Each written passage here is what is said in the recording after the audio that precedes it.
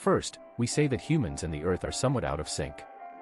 Scientists point out that human physiology is not fully adapted to the Earth's environment.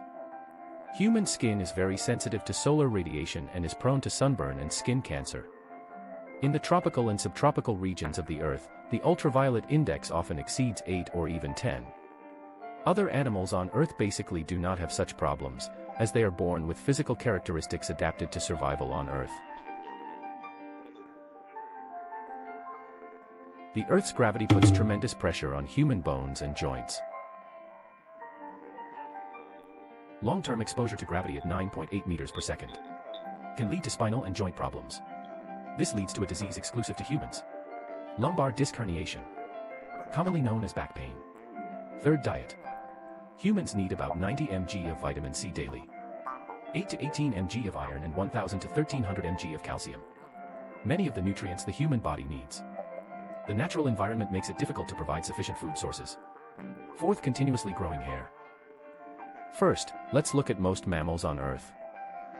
Their hair only grows to a fixed length in their lifetime. And humans have a part that can be called defying the heavens.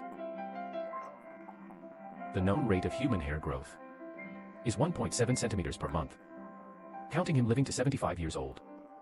Then his hair can grow to an astonishing 11.43 meters.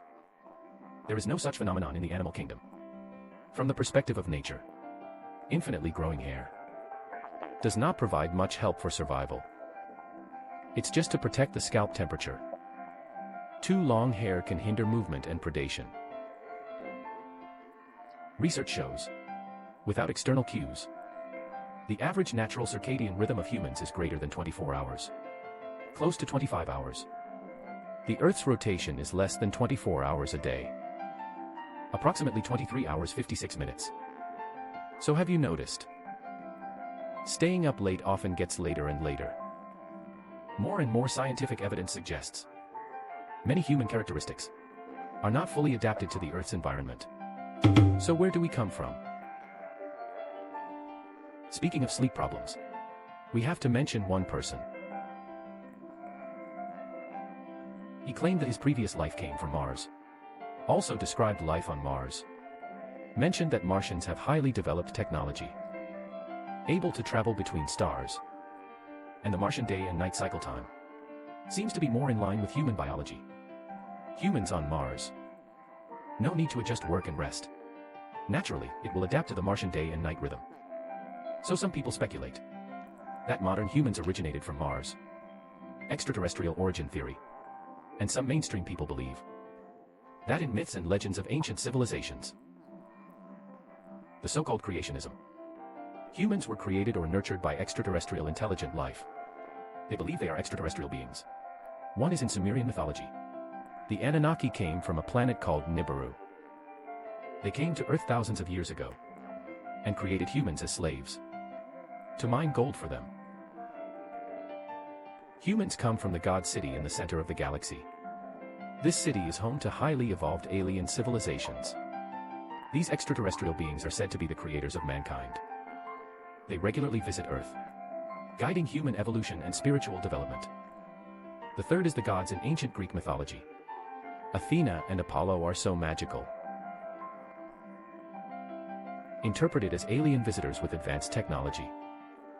Their divine power is a manifestation of advanced technology, trying to link ancient myths with modern alien theories. Believing these myths may be early human records of extraterrestrial contact. There are also Pangu and Hua in Chinese mythology, etc.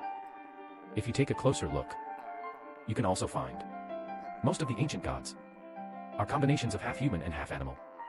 This is actually very strange, because there are no such creatures on Earth right now. So some experts believe these are actually evidence of early human contact with alien civilizations. Let's find a chance to talk about this. Since humans are not fully compatible with the Earth's ecosystem, what kind of planet is more suitable for humans? One is that the gravity is more suitable. Scientists believe that an environment of about 0.38 to 0.62 times the Earth's gravity is most beneficial to human bone and muscle health. It just so happens that Mars' gravity is about 0.38 times that of Earth. The second is the climate of a habitable planet. No extreme weather. An average temperature between 10 and 25 degrees Celsius is most suitable. The third radiation environment is no more than 1 millisievert per year. While on the Earth's surface, the average annual radiation dose is 2.4 millisieverts. Fourth, few natural disasters. The natural environment is more stable. No frequent natural disasters. The technology there has developed to the point where it can control and prevent natural disasters. So everyone can imagine.